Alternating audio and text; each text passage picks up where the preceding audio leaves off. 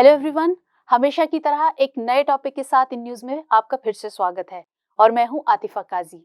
और आज का जो हमारा टॉपिक है वो परमाणु हथियारों पर निषेध पर जो संधि है उससे संबंधित है। तो आज का ये टॉपिक आपके जीएस पेपर 2 को कवर करेगा। तो चलिए टॉपिक पर नजर डाल लेते हैं क्या है। दरअसल जो परमाणु हथियारों के निषेध पर संधि यानी TPNW जो है वो 22 जनवरी से प्रभावी हो गई है, यानी कल से प्रभावी हो गई है। और ये परमाणु हथियारों पर प्रतिबंध लगाने वाली अब तक की पहली संधि है। लेकिन इसमें हुआ क्या है कि इसमें इस संधि पर भारत ने समर्थन करने से इनकार कर दिया है। इस संधि पर समर्थन करने से अब ये संधि है क्या, यानी TPNW जो है वो है क्या, क्या इसमें और भारत ने इसका समर्थन करने से इनकार क्यों किया है, क्या भारत ने इस पर अपना पक्ष रखा है और इसका क्या प्रभाव होगा। जाहिर बात है नकारात्मक सकारात्मक दोनों पहलुओं पर हम बात करेंगे इसके प्रभाव के अंतर्गत। और इसी से संबंधित जो हमारा ये आज का टॉपिक है जिस पर हम पूरे उस प्रोग्राम में चर्चा करेंगे, उसी से संबंधित हमारा प्रश्न रहेगा और जो कि आपकी मुख्य परीक्षा को देखते हुए बनाया गया है। तो चलिए देख लेते हैं कि ये जो TPNW यानी treaty on the prohibition of nuclear weapons जो है वो क्या कहती है। तो ये संधि न सिर्फ परमाणु विस्फोटक जो उपकरण है उनकी किसी भी तरह की तैनाती, उनकी स्थापना या उनके हस्तांतरण को रोकती है, बल्कि ये परमाणु हथियारों को बनाने, बेचने और उनके इस्तेमाल को भी रोक लगाती है उसके। अब चूंकि जो संयुक्त राष्ट्र है वो उसकी परमाणु निरस्त्रीकरण यानी कि डिसआर्मामेंट उसकी सर्वोच्च प्राथमिकता है, तो इसी को देखते हुए उसने 2017 में इस जो संधि है इसको अपनाया था। और इस संधि पर अब तक 86 देशों ने साइन किए हैं और 51 देशों ने इसको रेटिफाई किया है और उसी के बाद जो ये संधि है वो लागू हुई है। लेकिन यहाँ ये याद रखिएगा कि इनमें से जिन देशों ने इसको अपनाया है उनमें से कोई भी जो है परमाणु शक्ति राष्ट्र नहीं है, परमाणु शक्ति संपन्न राष्ट्र नहीं है। क्यों? क्योंकि जो परमाणु शक्ति संपन्न जो 9 राष्ट्र हैं, 9 देश हैं, कौन कौन से? America, China, Russia, Britain, France, India, Pakistan, north Korea, Israel, ना तो इन 9 देशों ने और ना ही नाटो जो गठबंधन है उसने इस संधि का समर्थन किया है। नाटो को हम यहाँ जल्दी से थोड़ा सा समझ लेते हैं। इसके 30 मेंबर है, नाटो यानी नॉर्थ अटलांटिक ट्रीटी ऑर्गेनाइजेशन, इसके 30 मेंबर कंट्रीज है और जो इसकी स्थापना हुई थी वो 1949 में वॉशिंगटन संधि के तहत इसकी स्थापना की गई थी। और ये यूरोप और उत्तरी अमेरिकी देशों का एक गठबंधन है और एक अंतर सरकारी निकाय है। तो ये था हमारा नेटो पर एक नजर। अब हम आगे बढ़ लेते हैं अपने टॉपिक की तरफ। और तो कुल मिलाकर ये कहा जा सकता है कि जो ये संधि है इसका जो उद्देश्य है वो परमाणु हथियारों के इस्तेमाल पर रोक लगाना है।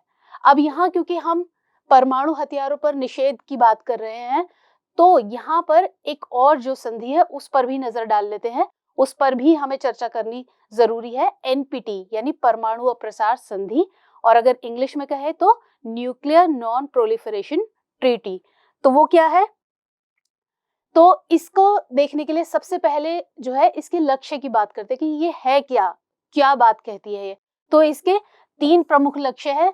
पहला, जो परमाणु हथियार है उनके प्रसार को रोकना और निरस्त्रीकरण यानी डिसआर्मामेंट को एनकरेज करना। और तीसरा, जो परमाणु तकनीक है, जो परमाणु टेक्निक है उसके शांतिपूर्ण उपयोग का जो अधिकार है उसको सुनिश्चित करना। ये 3 इसके लक्ष्य हैं और इसी को देखते हुए ये 1968 में इस पर साइन किए गए थे और ये प्रभावी कब से हुई? 1970 से। अब यहाँ भी इस संधि पर भी भारत ने साइन नहीं किए हैं। अब भारत ने क्यों साइन नहीं किए हैं? क्योंकि इसमें भारत का तर्क ये है कि जो NPT है वो भेदभावपूर्ण है। किस तरीके से?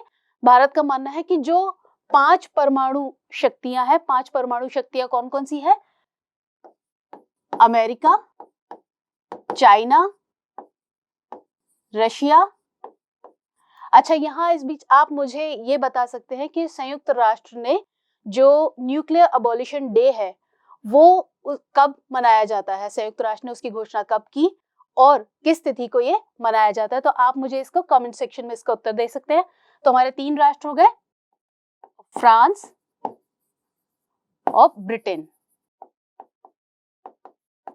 ये जो 5 परमाणु शक्ति संपन्न है, इनका जो है परमाणु क्षमता पर एकाधिकार है। भारत का ऐसा मानना है, भारत जो इसे भेदभावपूर्ण मानता है, उसमें भारत का तर्क ये है, और ये भी तर्क है कि ये इन 5 राष्ट्रों के अलावा जो बाकी देश हैं उन पर ये संधि लागू होती है।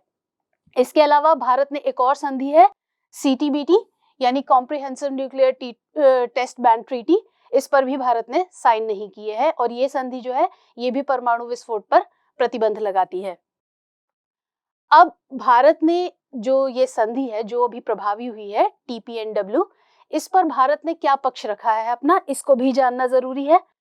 तो भारत के पक्ष की बात करें तो सबसे पहले ये जानना जरूरी है कि भारत ने ये कहा है कि वो परमाणु निरस्त्रीकरण को के किसी भी तरह के जो बिना किसी भेदभाव के उसके इम्प्लीमेंटेशन का जो है वो उसको प्राथमिकता देता है। और सबसे पहली बात कि भारत जो है नो फर्स्ट यूज की पॉलिसी जो है भारत की है परमाणु हथियार के मामले में, और दूसरा भारत इसके सिविल इस्तेमाल यानी कि असैन्य उपयोग पर ज्यादा बल देता है, और भारत इस संधि का समर्थन नहीं करता है।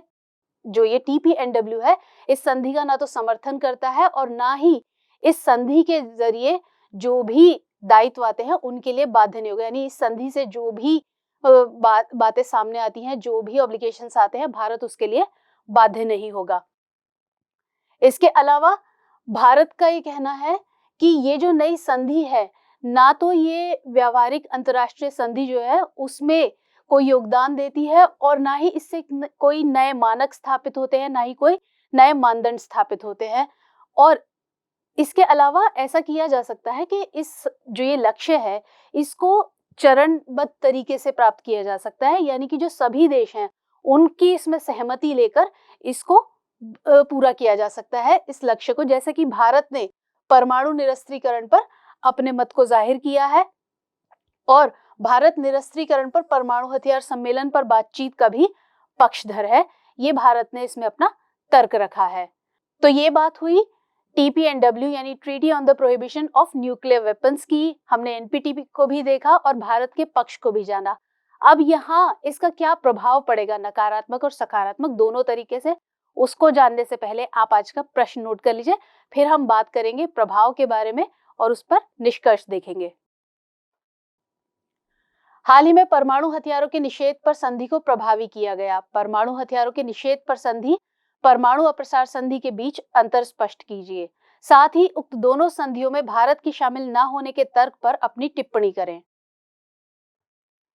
तो आपने प्रश्न नोट कर लिया होगा। अब हम बात करते हैं इसके प्रभाव की। तो सबसे पहले जो है नकारात्मक प्रभाव की हम बात करते हैं। तो उसमें क्या है कि जो और देश हैं, जो बाकी सभी देश हैं, क्योंकि हमने देखा कि जो परमाणु शक्ति संपन्न जो देश है वो इसका समर्थन नहीं करते हैं इस संधि का, तो उसको लेकर जो है और देशों की ये मांग है कि स्पष्ट तरीके से, सीधे तरीके से इसको पूरी तरीके से भाई लागू किया जाए। ये संधि सभी पर लागू होनी चाहिए और जो परमाणु हथियार है उनका निषेध किया जाना चाहिए।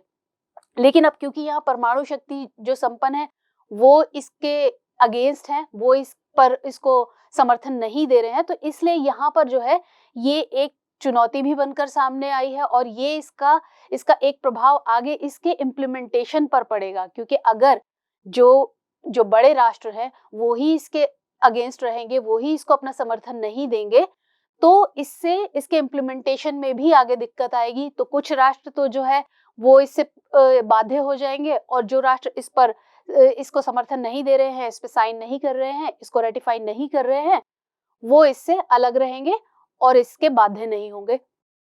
तो इसका ये प्रभाव हो सकता है। अब सकारात्मक जो विश्लेषण करता है, जो भी विश्लेषक है, वो इसके कुछ सकारात्मक प्रभाव भी मान रहे हैं, जैसे कि ये परमाणु हथियारों का जो है हस्तांतरण और उसके उपयोग के खिलाफ जो है कुछ नए मानदंड निर्धारित करेगी। किस तरीके से? जैसे हमने देखा कि जो TPNW है वो परमाणु हथियारों के बनाने, बेचने और उनके इस्तेमाल पर रोक लगाती है, और साथ ही जो परमाणु विस्फोटक उपकरण हैं उनके किसी भी तरह के हस्तांतरण पर रोक लगाती है, तैनाती पर रोक लगाती है, उनकी स्थापना पर रोक लगाती है।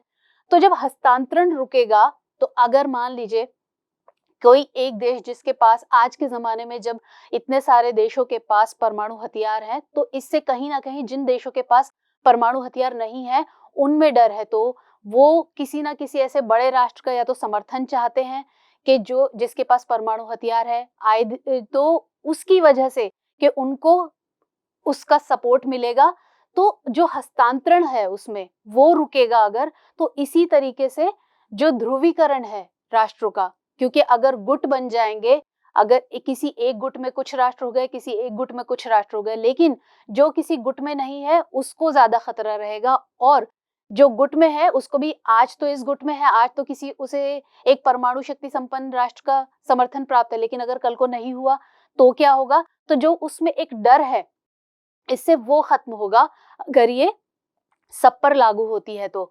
तो ध्रुवीकरण रुकेगा, हस्तांतरण रुकेगा, तो ध्रुवीकरण रुकेगा राष्ट्रों का। इसके अलावा हमने ध्रुवीकरण को देख लिया, भविष्य की जो पीढ़ियां हैं उनके लिए इसमें क्या निहितार्थ है?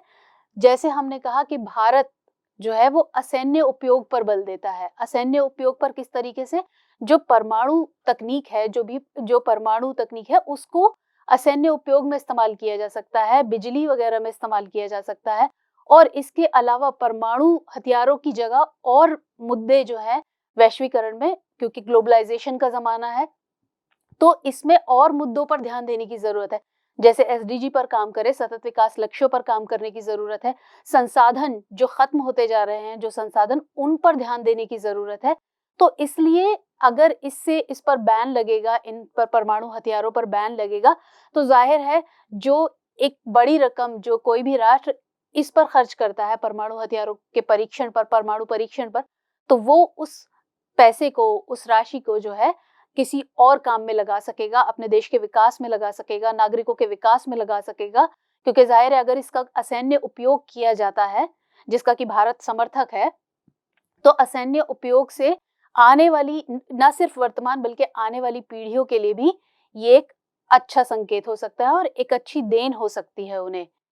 तो इसका जो हम कुल मिलाकर अगर इसका निष्कर्ष देखें, जैसे हमने सारा एनपीटी को देखा, टीपीएनडब्ल्यू को देखा, इसके सकारात्मक नकारात्मक प्रभाव देखे, तो कुल मिला के निष्कर्ष यही निकलता है कि इन सब के परमाणु हथियारों को बैन करके, क्योंकि इसमें प्रावधान जो किए गए हैं वो सही है, अगर सभी देश इसको अपनाते हैं तो जरूरी है कि जो बड़े राष्ट्र हैं, जो भी परमाणु हथियार संपन्न राष्ट्र हैं, वो इसको अपनाएं, जिससे कि और देशों में जो डर है एक परमाणु हथियार को लेकर, क्योंकि एक परमाणु हथियार संपन्न देश है तो उसको लेकर डर बना रहेगा, तो वो डर खत्म होगा और इससे आगे जो देश हैं, बाकी जो देश हैं, वो और अपने संसाधनों पर काम कर सकेंगे, अपने नागरिकों के विकास के लिए, अपने देश के विकास के लिए काम कर सकेंगे। तो जरूरी है सभी देशों को इस तरह की संधि को अपनाना।